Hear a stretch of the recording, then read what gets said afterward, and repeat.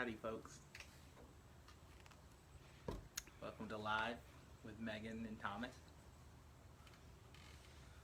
So I want to tell you this funny story. You got it backwards. What? Oh. I mean, you got to show people the logo. Oh my gosh. It's something. Grocery stores. Am I right? When was the last time you went to a grocery store? I went to the grocery store. When have you ever in your life been to a grocery store? I was doing a bit. I've been to the grocery store. I've been many times. That's a lie. Yeah, I've been there with you. Yeah, but only like by force. I feel like you've never been by yourself and you've never been voluntarily. Who is the host that left Kelly? Michael Strahan. I feel like Michael Strahan right now. Because you don't get along with him? Or Kelly. Hi, Ken. Ryan Seacrest. Yeah, but they like each other. We're fine. Oh, okay. Hi, Vicky. We're here just sipping the tea. Okay, question. Can y'all hear us okay? We've changed locations, if you can't tell. We're out in the jungle of Broadmoor Terrace. We're beginning the process of opening back up. We just like to be outside. We're leaving the house and coming out. It's a beautiful day. In preparation for the world coming back online, hopefully soon, at some point in time. Someday. Okay, y'all tell me if you can hear us okay. Oh, good. Vicky can hear. Fantastic. Thanks, Deborah. We're outside. Hi, Carla. Hey, Brian. Hi, Kim. Hi, Tiana. Yes, the draft is tonight, Michael. You're not obligated to watch us, so you can leave at any time. Thank you, Michael, for letting us know what other viewing options are available. That's rude. Hi, David. Hello. Okay, I think we're ready to start. Hi, Sandy. How are you today? Doing great. How are you? Good. We have fun mugs today. We have, show them yours. That says I'm just adjusting my chair the way they do on those morning shows. But show them your mug. Yay! It's Robinson Film Center. Of course. And then I've got a Southern Made Donuts mug. So we're representing our favorite places. Sure. Who doesn't love a donut? Do you love donuts? Everyone loves a donut. Who doesn't love a donut? Well, I will tell you that my gray's been touched up. Oh. Last week I told you I was going to touch up my gray, and I did. Tell us about that. You saw it. Oh, that's right. It was an event. Just holding a mug, it's just making me more conversational. Oh gosh, what happened to your papers? I'll grab them in a minute. I'm holding my mug. It's time for the papers. Not quite. Yes, it is. We gotta get going. I have so much to talk about today. All right. You're about to get fired. Let me put my drink down. Okay. So, good evening, everybody. Today we're going to be talking about burning. Oh, I forgot to say this part. Okay, so you know the Robinson Film Center is currently closed. And we're doing this during the time that we're closed so we can still connect. But I don't know if you know, but we do something every single day on Facebook. It's on Facebook, it's on Instagram, it's on our website. I feel like we should sit up a little bit so all these words aren't on our face. Well, they're only on the face for you. They're not for the people at home. Why not? It's just different. You're fine. Continue. What do you need? Well, oh my. Will you go help her? Sure. Okay. Be right back. Okay, I'm going to move up a little bit. Gosh, guys, I'm sorry. But anyway, every weekday we have, Angie Kaysen is here on this live, so everyone say hi to Angie because she makes all of this fantastic virtual programming happen. Let's see. On Mondays, we have Family Matinee, so there's a movie and activity to do with your kids. Tuesday, we hear from Dr. Jeff Hendricks, and he introduces a movie that he thinks you should watch. On Wednesdays, we always hear from a different staff member of Robinson, and it's a varied and eclectic taste of movies. Oh, these are about to blow away. Hold on. Thursdays is movies, nope. What is it called again? Megan's Movie Club. That's what we're doing right now. What we're doing right now. That's this thing. And then Fridays we have Dinner and a Movie where Tootie Morrison, our chef, tells you a recipe to make at home that you can watch with a movie. And Allison Hollis gives you a fun drink to make. Oh my goodness. Yeah. That is action-packed. So I love my friends on Megan's Movie Club, but if you haven't checked out any of our other virtual programming, I suggest that you do. Okay, hi Sam.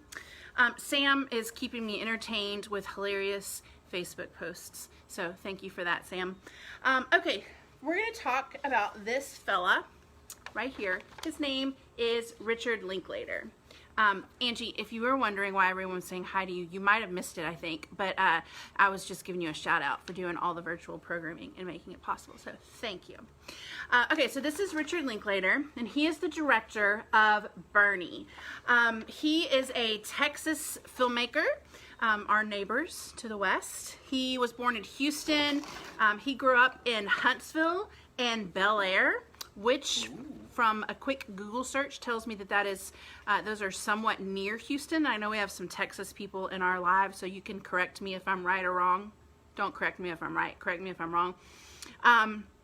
This is kind of this all-American boy played. I still think the words are on my face. They're not.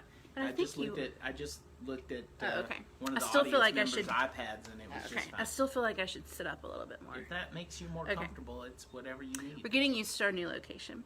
I've settled in quite nicely. There's no words on your face. Comfy chair, outdoor setting. I know. This was my idea. Bel Air is basically in Houston. Thanks, Sandy. Sandy herself is in Houston, actually just outside of Houston in Magnolia. Thank you, Carla. I'll stop worrying about it. He was kind of this all-American boy, played baseball, played football, and then he went to college. He dropped out at some point and went to work on an oil rig. While he's working on this oil rig, he starts reading. He watches a lot of movies. He watches a lot of classic films, a lot of foreign films, and he develops this deep love for film. So he comes back and moves to Austin and starts making movies. His first full-length feature, or maybe not his first feature, but the first feature that really put him on the map is this film called Slacker from 1990. And he kind of burst on the scene, greatly acclaimed, didn't make this movie for a lot of money. He coined the term slacker. Slacker became, something that we say all the time now, and it's because of this film. But he didn't stick to one mold. His films are very varied. And that film also was an influence on Kevin Smith. Kevin Yes. Smith said that after he saw Slackers, he thought, hey, I can make movies like that.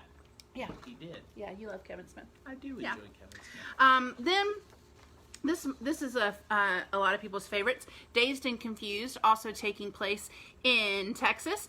And fun fact, Matthew McConaughey's first film appearance, kind of made him famous. Can I do it? Please. All right. Solid. So Nailed good. it. So good. It's the favorite movie of one of my friends, Justin Riku, too. So Justin always loved Matthew McConaughey and always loved Dazed and Confused. All right, then comes this trilogy, which is pretty cool. I love it. I have the Criterion set of it, but it's Before Sunrise, Before Sunset, and Before Midnight. So it's 3 films starring Julie, I always say her name wrong, Delpy, and Ethan Hawke. And Ethan Hawke's actually been in 8 movies with Richard Linklater, so they're good buds. Ethan Hawke's another Texas kid. And this follows this love story, and these films are all 9 years apart. So there's the first movie, 9 years later comes the second movie, we check in and see how they're doing, and then we check in 9 years later again, and he's not ruled out a 4th one, so there may be more to this franchise. But he this kind of set off, or started a trend where he really likes these multi-year filming, What's there before? What's left for there to be before? Before... You've done Before Sunrise, Sunset? Before Midnight? Before a middle of the night snack? Before bed? I don't know. Before brushing my teeth? Maybe it'll just start back over again. Before tomorrow. Right. After yesterday. I don't know. I have a headache now. Sorry. Anyway, he loves these multi-year filming projects, and I'm going to tell you more about that in a minute. But you might recognize this young man. Richard Linklater directed Jack Black in School of Rock, and then Brian Smith says Before Breakfast. I love it. Before Bewitching Hours. Great suggestions, everybody. But this is where they first worked together, and as you know, they worked together again on this film Bernie. Then comes this film, Boyhood, that took 12 years to make. And it was a surprise. Like, nobody knew it was happening. All of a sudden, he comes out with this movie in 2014. He's like, oh, by the way, for the past 12 years, I've been filming this kid growing up and made a movie about it. And people went crazy. Ethan Hawke's in it again. He plays the dad. And it was nominated for all of the awards. They were nominated for Best Picture. It lost. It was an upset because Boyhood was kind of predicted to win, but it lost to Birdman, which is also a good movie. And then most recently, we showed this film just, I guess, this fall of 2019. Where'd You Go, Bernadette, starring Cate Blanchett. He's got a few things coming up. A film called Apollo 10½. And it is about a coming-of-age romance set in Houston during the time of the Apollo 13 mission. So that should be fun. And speaking of multi-year filming projects, he's shooting an adaptation of the musical Merrily We Roll Along, starring two of my favorite people, Beanie Feldstein and Ben Platt. And he's going to film it over the next 20 years. Whoa. So if you've seen the musical, which not a lot of people have because it didn't last long on Broadway, but it goes backwards in time. It starts out, 20 years in the future, and then it works its way back. So anyway, they're filming it chronologically, and we should see that, I guess, in another 20 years or so. So that's exciting. Thanks, Thomas. Okay. Is there any more juice? I'm out of juice. Do you want to just drink one? Nah, You fine. You haven't rationed your sips.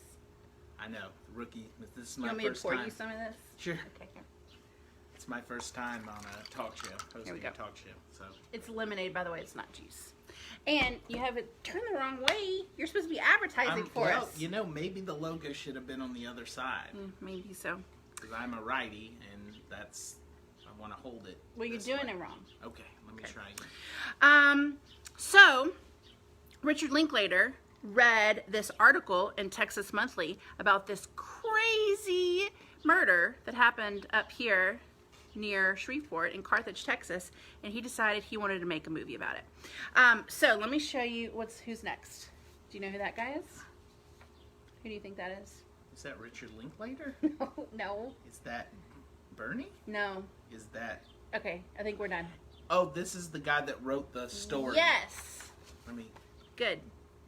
There he is. His name is Skip Hollandsworth, and he is a writer for Texas Monthly. He's written some other places too, but he is a journalist who, he said he heard when the news broke about Bernie killing Marjorie, he hauled it up to Carthage with his reporter's notebook and started writing about this immediately.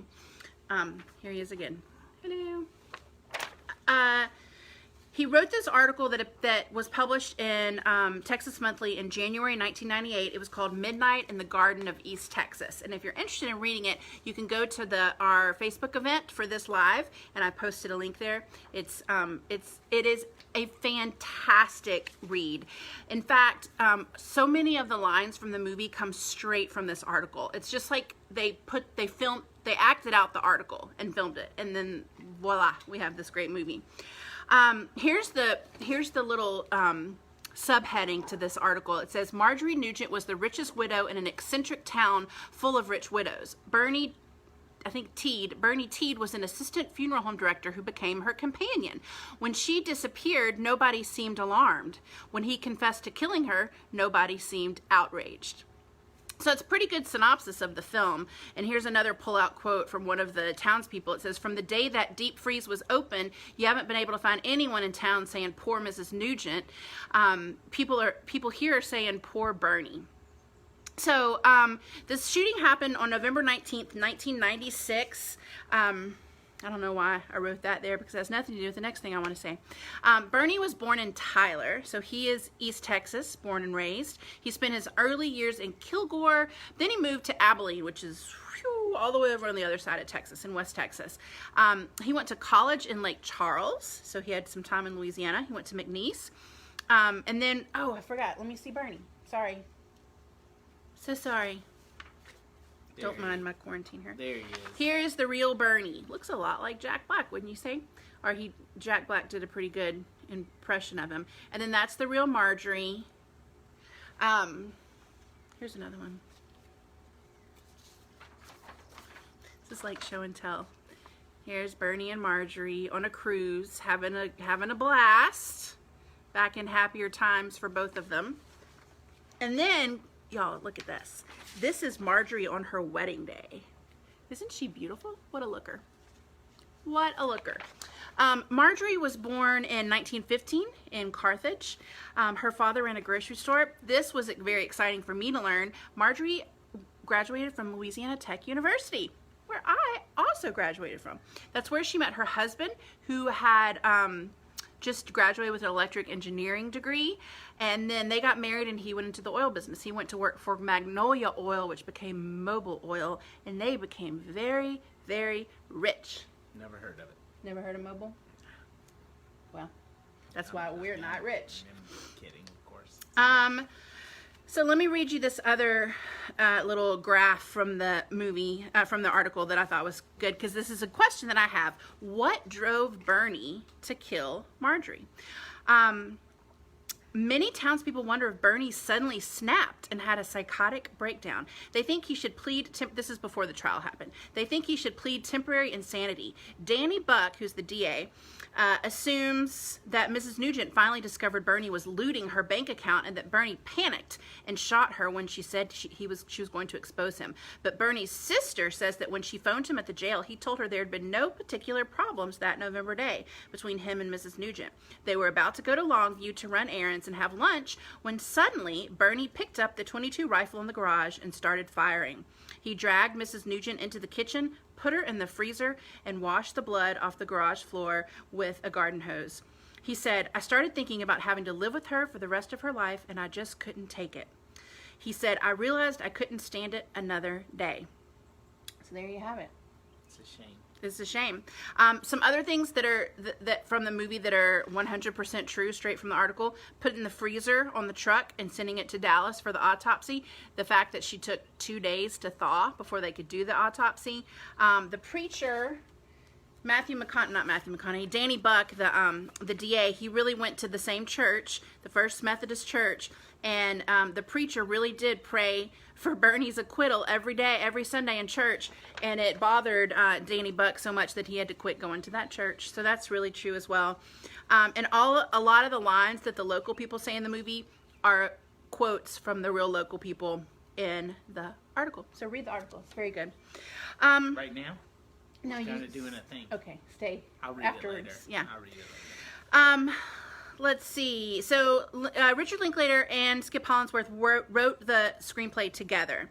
And the people of Carthage did not want the movie to be made. They were worried about how they were going to be portrayed on film, which is probably a valid concern. I mean, I don't know that Carthage comes out looking super great, but it's really fun, and I like it. It makes me want to go to Carthage and drive around and see all the sights.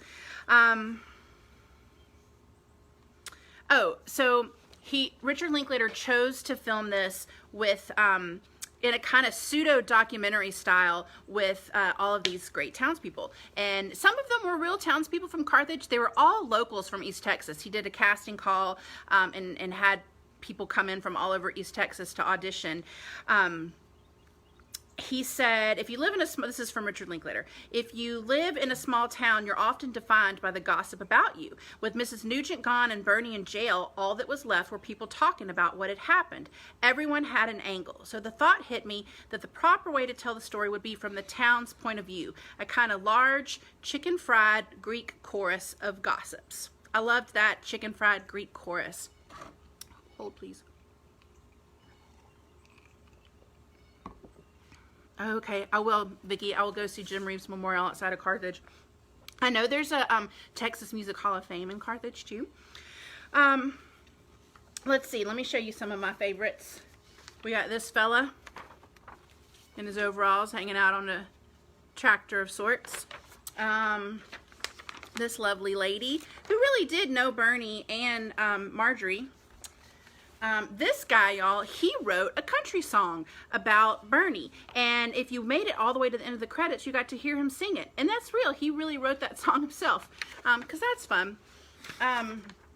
This guy was the only actual actor. He's an actor and a friend of Richard Linklater's from Austin. He's the one that does the 5 states of Texas that I'll tell you about in a second. That's really fun. I'll skip him. I've shown too many. Can I go one more? This one. Okay, someone just said it. I guess it was, hey, Jennifer. Yes, when it was, and it talks about, sorry, I'm talking about Jennifer Hill's comment here. It talks about the Shreveport Symphony being hired to go play the Messiah in Carthage that Bernie had a hand in. So, yeah, they mentioned Shreveport several times. Okay, so this picture's not the greatest, but this is one of the townspeople from the film. It is Matthew McConaughey's mother in real life. She goes by K-Mac. That's what she goes by. She seems a little eccentric in the movie. You think she might just be acting, but here's some quotes from her that I loved. Let's see. She said, well, she lives outside of Austin. She takes Pilates classes and likes to perform in amateur theatrical productions. And she says, for years I've been begging Matthew to get me a role in one of his movies, but he's always weaseled out of it, making up some nonsense about not having the power to do it. One time when I was visiting him in Los Angeles, I met Brian Grazer, the movie producer, and I said, hey, don't you think it'd be a great idea if you did a remake of The Graduate with Matthew playing Dustin Hoffman and me playing Anne Bancroft? He said, Mrs. McConaughey, do you realize that you'd have to do a love scene with your own son? And I said, oh, hell, it's no big deal. We'll fake it. Can you believe he still said no? Well, thank God for Richard Linklater, who's finally seen my real potential. Yikes. So she seems like a pistol, doesn't she? Okay, and then maybe my favorite is this lady, and she goes by the name K-Baby. We got K-Mac and K-Baby. She's a hairdresser from Rusk. I don't know about where Rusk is, but I think it's close to Carthage. And she has some of my very favorite lines. And read the article about her. Skip Holland. I'm going to post some more articles. I'm going to post some more articles by Skip in the event so you can catch up. But she's got some funny stories that I'll let you read about. But let's see. She said... Richard Linklater liked her so much that he wrote a scene for her. You know, when she goes to visit Bernie in prison, that he wrote just for her because he wanted her to have some more screen time. So she was thrilled. She pulled up her cell phone from her purse and called her husband back in Rusk to say she was going to remain in Bastrop a couple more days. Fine with me, her husband Gary replied. The way I look at it, we're saving money because you're down there at that movie instead of gambling at the casinos in Shreveport. But K-Baby hopes the hoopla never ends. She's paid $200 to a professional scrapbook person in Tyler to put together a book of all her memories from the Bernie shoot. What's more, she's typed up her resume and joined the Screen Actors Guild, hoping to be cast in another movie. When I called her, this is Skip talking, when I called her recently, she said, honey, the other night, you can just hear her saying this, honey, the other night I sat with Gary on our double-wide Lazy Boy as we watched the Oscars, and I started crying when that woman from The Help came up to get her Supporting Actress Award. I said to Gary, that could be me one day. And what did he say, I asked. Oh, honey, Gary didn't hear me. He was already sound asleep. Sorry, catching up on posts. But anyway, I love them. I want to be their friends. Let's see. Marjorie's nephew is a journalist and wrote a piece for the New York Times Magazine. He says this, it's a story about people believing what they want to believe, even when there's evidence to the contrary. That is one of the things that struck me so much when Danny Buck's telling the townspeople, he's like, y'all, he confessed, like he said he did it. And they still don't either believe it or think that it's bad enough to be sent to jail. He said it's also a story about not being what they seem, and it's a story, as the movie poster says, is so unbelievable it must be true. All right, then we have, so that covers the townspeople a bit. We have Jack Black as Bernie, this lovely, helpful fella that turns into this fella who picked up the armadillo gun and shot poor Marjorie in the back 4 times. He was nominated for a Golden Globe for this performance. I was so struck by his walk and the way he wears his pants so high. It just killed me. I loved it. And I read in the Texas Monthly article that Jack Black went to visit Bernie, and by the end of the visit, he kind of had adopted his way of speaking and his way of walking. He goes from patient and kind, a great character at the beginning, to like what kind of person can shoot somebody, stuff them in a freezer, and then go to play rehearsal that night, and then keep living life for the next 9 months? So I don't know that Bernie's. I'm not sure I'd be on board with the townspeople who really loved Bernie and thought he was innocent or that shouldn't be going to jail. Even you might be getting to this at some point, but Jack Black is very much in his corner. Feels like so is Richard Linklater. Yeah, that he's a good guy. Yeah, I am gonna get to that. Thanks. So. Okay, we have Shirley MacLaine. This scene with the chewing, she had to chew things like, what was it, 24 times or something like that? Yeah. I'm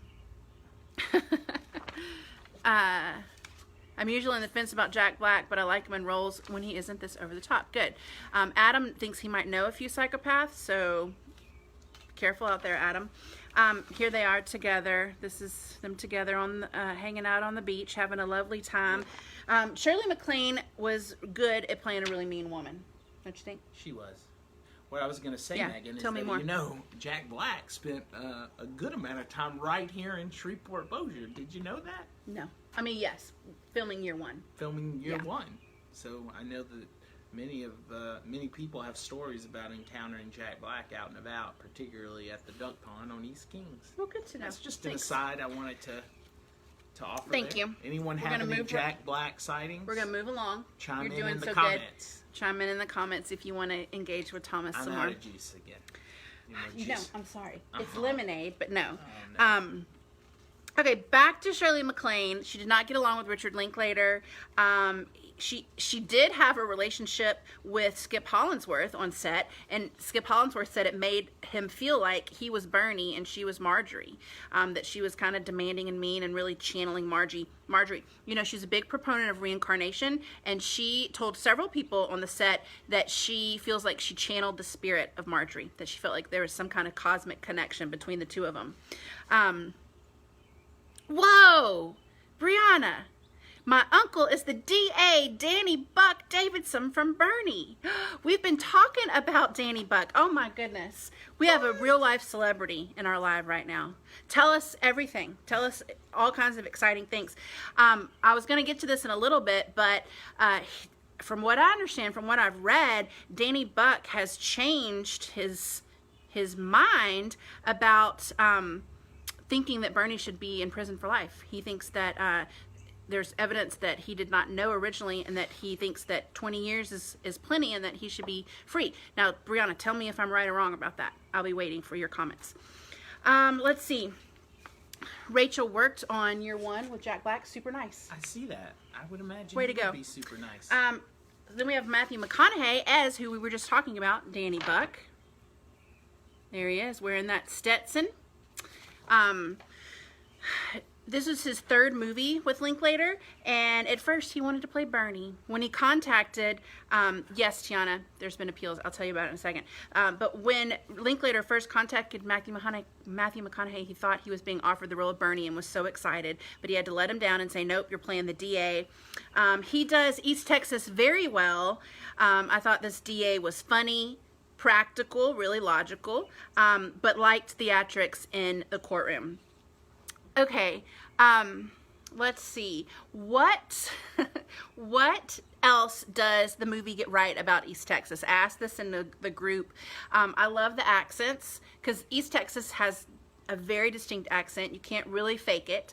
So I loved the accents. I loved all the pine trees. Even though it was filmed in Austin and around Austin, the scenery reminds me of where we are now, the Arklatex.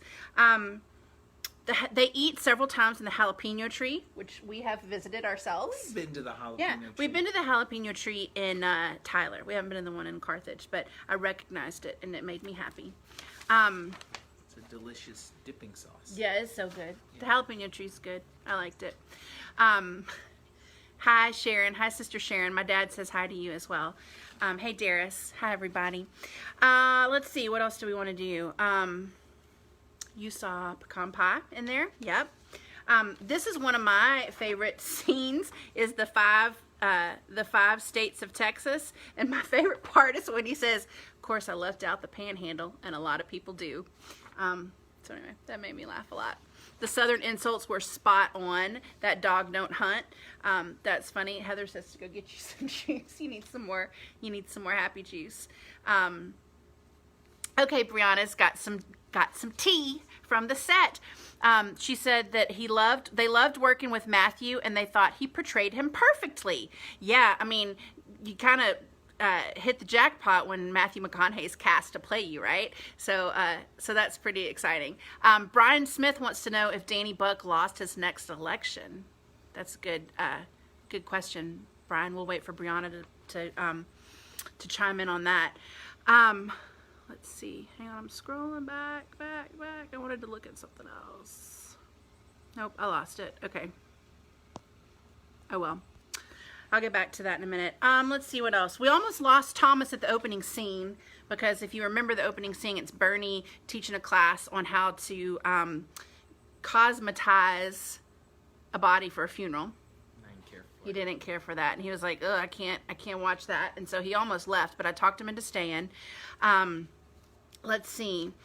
Another one I loved is a quote I loved is, "She held her nose any higher, she would have drowned in a rainstorm."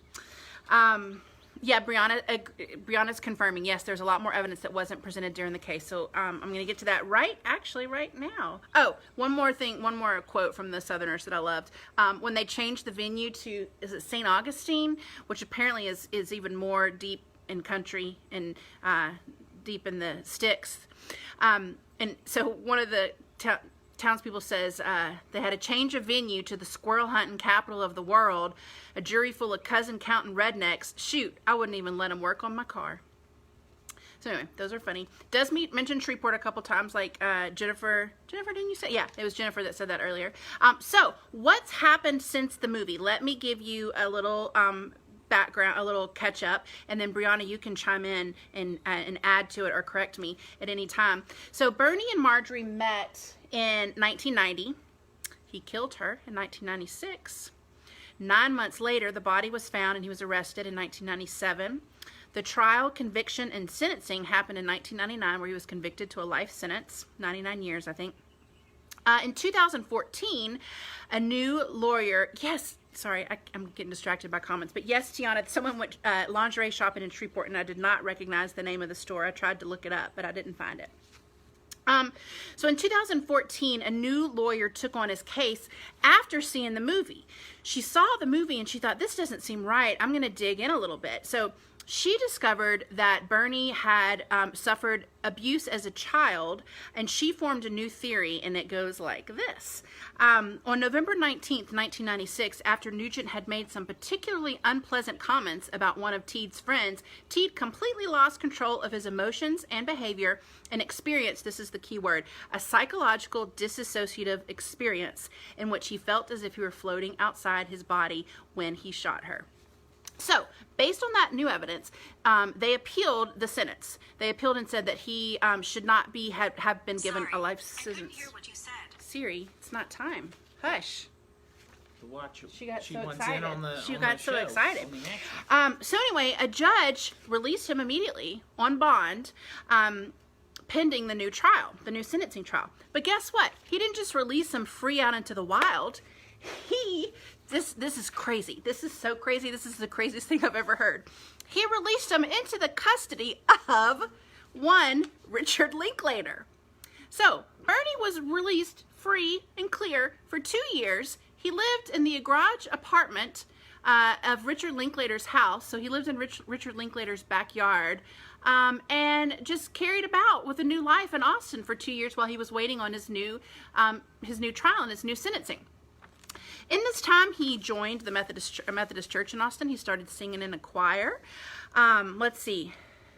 When they did have the new trial, Here's, again, back to Skip Hollandsworth. He's been covering the story for 20 years now.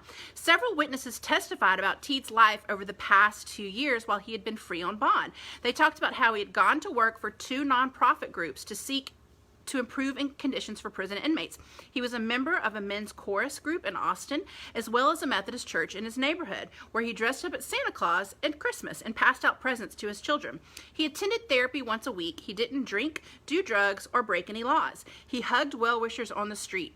There was no reason, the witness said, to send such a man back to prison. Richard Linklater himself took the stand, acknowledging that he had become one of Teed's biggest supporters, even staging a private gala to raise funds for Teed's defense, in which Jack Black and Teed performed together. Lovely. Linklater testified that he did not hesitate to let Teed babysit his 2 young daughters. So, yeah, Jack Black, Richard Linklater, big fans of Bernie. And I just love that a judge was like, yeah, we'll let you go, but you've got to go live with this director who seems to clearly be a really great guardian and custodian. So we're going to let you go live with him. So anyway, oh, Heather's really worried about you. You want to sip? Yeah, I do. I'm feeling a little dehydrated. Okay, go ahead. So even Danny Buck, good, you can keep it. You want me to hang on to Yeah, it? I do. Even Danny Buck reversed his stance. He said, I now feel that a life sentence is an inappropriate sentence for Mr. Teed. So, kind of everyone involved in the case is thinking that he no longer needs to be in jail for life. Marjorie's family did not agree. Her son, Ron Jr., that lives in Amarillo, he said the reason that Marjorie Nugent was thought of as being mean is that she was painfully shy. The storylines about her murderer have been untrue. He is not sympathetic. He preyed on an elderly, vulnerable widow. He deceived her, stole her savings, and tried to use her money to buy friends. Marjorie's, oh good, we have a drink delivery. Oh my goodness, thank you so much. A loyal watcher, audience member at home made sure that I could continue to be Marjorie's hydrated. sister said, I think Marjorie truly enjoyed the company of Bernie, and I think Bernie truly enjoyed Marjorie's money. In 2016, at his new trial, he was resentenced to a life sentence. So he went back to prison.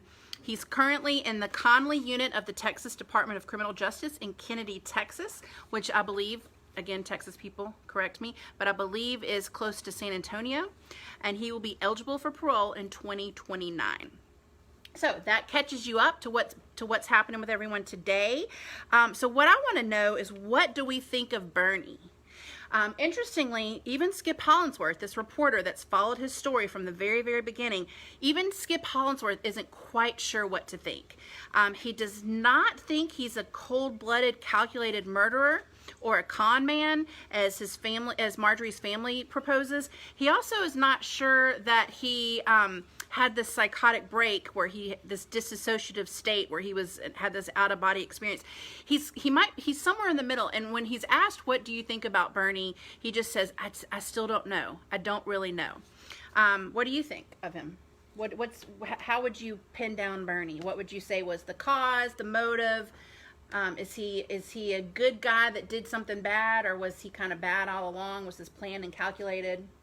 I don't know. I don't think. I mean, at the end of the day, he shot an elderly woman in the back. It's not a good thing. That's really all I have to know. Really, that's what's pertinent to me. Right, right. And he went on for the next 9 months, living life, right, spending her money. Right. I mean, like that is worrisome. It's troublesome.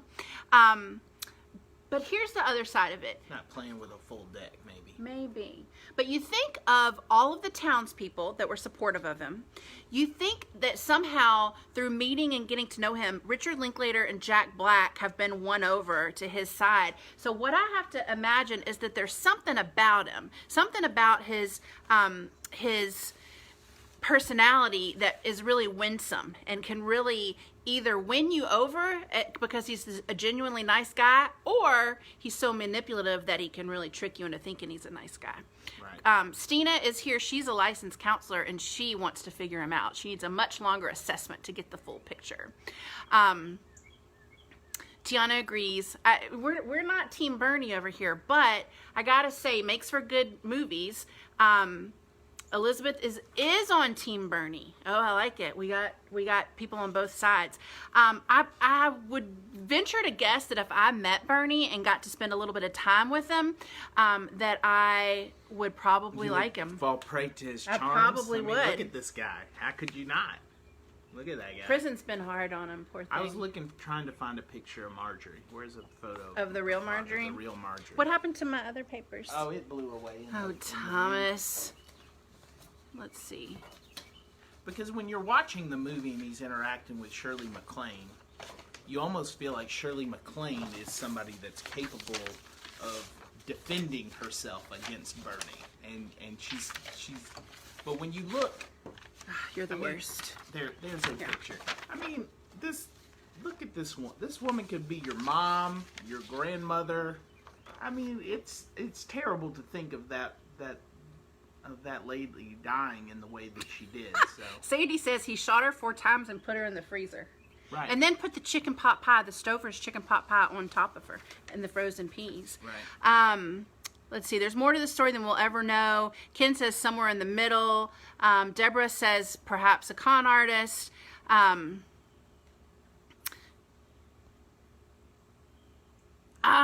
didn't know it was a true story to the end. Yeah, so I agree. It's very entertaining. You can't make this up. There could be a part 2. There could be a sequel with all the stuff that's happened since then. So Sandy, who lives in Houston, Texas girl, she texted me yesterday and said that on the OWN network, which is Oprah Winfrey's network, there was a special on Bernie yesterday. So I taped it, and it's going to come back on again. So go to your TV guide thing and look for the 2020 special on Bernie on OWN and tape it, because it is so fascinating. Please go do it. Yes, and so Joanne is telling us something that I learned from the 2020 special, that his original confession was coerced, and Bernie does say that his confession was coerced. So he said it, confessed under duress, and that there's some parts of the confession that he says he didn't even say that were made up. Okay, let's see. Now, in closing, or transitioning to the end, I want to talk a little bit about black comedy. Why is it okay for us to laugh at this really terrible, tragic event that happened? Do you have a take on that? Why is it okay to laugh at things like this? Maybe it helps us cope with the notion that these are things that go on in the world. That's exactly right. You're so smart. Thanks so much. Good I job. know I can. Yeah. Dark comedies intend to make light of events that would otherwise be considered too painful to discuss. So it's a way to kind of make us deal with things we're uncomfortable with. The hope is that viewers will gain a cathartic experience or simply laugh at an absurd situation.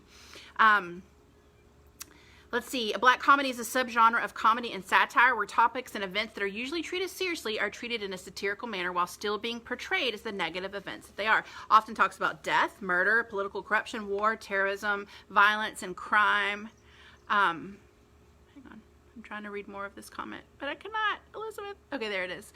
Haha. Ken's making fun that I said VCR and tape, so I need y'all to calm down about that. It's a very nice VCR, Ken. Yeah, it's you a nice wouldn't want to throw it out. What am I supposed to say? DVR it, record it, or whatever. Okay, so I want to. It's the tone is taking a dark matter and making it look absurd. It's supposed to make you feel uncomfortable. You're supposed to not feel good about the fact that you're laughing at this. And the casting is important because those actors have to really commit to their characters and play it straight. They don't know they're in a comedy. So, for some trivia, first of all, I want to apologize to the winners of last week's trivia because I have not yet sent out the prizes. So I'm going to do it all at once. Where are you going? You leaving? There's a piece of paper that Thomas. Okay, today's prizes. Today is a keychain special. You didn't show this. Oh, but I wasn't ready to. Oh, this is. I thought we maybe hadn't. This shown is part it of the prize because it blew away in the wind. No, okay. But I'll show it now. Yeah. One of the prizes that we're going to do for this week is I'm going to frame this beautiful poster and send it to you. So you get this in addition to a keychain. But all the prizes this week are keychains. We have Elvis from Graceland. We have this beautiful die from Las Vegas. This keychain from Washington, D.C., our nation's capital. This is from when I went to see Phantom of the Opera. And here's a large Simba keychain, which will not be awkward at all in your purse or your pocket, from Disney World. Okay, so this is what you're playing for today. I'm going to... Are these items new or gently used? Oh, just loved. Them? They're loved. Gently loved. They're loved, there yeah. We go. Yeah. So I'm going to read you a synopsis of a black comedy, and you are going to guess the name of the movie. And the first person... Oh, you got to write these down. I need you to get a pen. Or maybe you can do it on your phone. Your phone right there. Okay. And you could like type it in the notes, you know? You mean the winner? You want me to record the winners? Yes, 5 of them. Okay. Yeah, so I won't forget them. Okay. Okay, are we ready? Good. I think you're ready. The first one, black comedies, remember? We're laughing about subjects that usually aren't funny. Number 1, Jerry Lundegaard's inept crime falls apart due to his and his henchmen's bungling and the persistent police work of the quite pregnant Marge Gunderson. Ah, we got a pen. Look at that. This is so magic. I'm good. We're good. I'm We're good. Thank you so much. Did you drink all the everything? We have very attentive producers. They're just on the ball. Did you drink all the drinks? They're bringing drinks and... But did you drink all the drinks? Yeah. Okay. Yeah, I was thirsty. Sandy Sipes wins with Fargo. Very good, Sandy. We got several others that are coming in, but Sandy was first. So you gotta give me this. Okay. Fargo. Ta-da! It's hilarious. Highly recommend. Okay, very good. Everyone got that right. Sandy was first. Okay, next. North Dakota. It's Minnesota. Minnesota. But no, Fargo's in North Dakota. You're right. North yeah, Dakota. but they're like in Minnesota too. Yeah, it's a really funny movie. I'm doing It's that accent. it's so good. Yeah. And it's also made into a TV show. That's on like FX now, starring Ewan McGregor. A lot of A's, eh? They're like Canadian. Yeah. A little bit. Oh, more drink. Oh gosh. Sorry. This We're is staying so hydrated. lovely. Is that for Thank you? Yes, for Do me. you want Yeah. some? You drink. No, I'm You good. have 3 cups over there. Yeah, well, I'm fine. I'm gotta make it through the rest of this live stream. All right, I keep we're on drinking. the home stretch here, guys. Right. Tiana thought Fargo was about Alaskan bobsledding. Well, Tiana, you should watch Fargo. It's really funny and it's good. Coen Brothers, fantastic. Okay, next. An insane general triggers a path to nuclear holocaust that a war room full of politicians and generals frantically try to stop. Go. Would you like me to share my fruit punch with you? Thank you. I've had plenty. Thanks. Tiana says we should ask for $1 million and see if our producers come out with... Why did you just show that? What? Why did you just pull that up? That's Oh, the that's answer. the answer to the game that we're playing. What do you think Why we're doing here? Why did I do that? What I do you almost think it gave is that we're away. doing? Oh, okay, good. We got Carla Pompey as the winner. Very good, Carla. We got Dr. Strangelove with a very long subtitle, or How I Learned to Stop Worrying and Love the Bomb. Stanley Kubrick, another great film. Fargo and Dr. Strangelove were both films I considered for the series, but I'm trying to make it very varied and have lots of different... I feel like there was a time in my life that I thought Dr. Strangelove was a Bond movie. But it's It always makes me think of Dr. Feelgood by Motley Crue. Yeah, Yeah. Can you write down Carla's name? I did. Okay, good. All right, next up. This one is a good one. Don't show them the I'm not answer. showing. I'm just preparing myself. I'm doing Okay. the prep work. We're going to have to split up like Kelly and Michael Strahan did. No, we're doing fine. Okay. All right, next up. A high school teacher's personal life becomes complicated as he works with students during the school elections, particularly with an obsessive overachiever determined to become student body president. Tiana says me too, but what is she me tooing? Oh, it makes thought it was a Bond movie or a Marvel movie. Marvel movie, right? Yeah. Feel good. Dr. Strangelove. Yeah. Yeah. Oh, let's see. Sandy wins again with election, barely beating out Robert. Robert, next one's you. I have faith in you. You can do it. But it is the film Election. A bug is biting me. Yeah. Oh no, we need to put bug spray on before we come out next time. This is just part of the Election. We just showed this at the Robinson. It was quite a fun time from 1999. Okay, next up. Robert Manriquez. I feel this one's for you. Can I read one? Nope. I cannot. But I haven't had anything to do in quite some time. Well, your job is to drink juice and give me pictures. Okay. All right, next up. The staff of a Korean War field hospital use humor and hijinks to keep their sanity in the face of the horrors of war. Don't show them the picture. You want to sip? Thank you.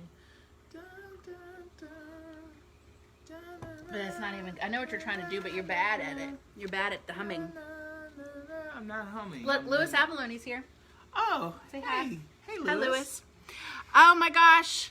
Okay, Sandy spelled it wrong, so she doesn't win again. I'm giving it to Adam with MASH. Adam wins with MASH. Can you write down Adam's name?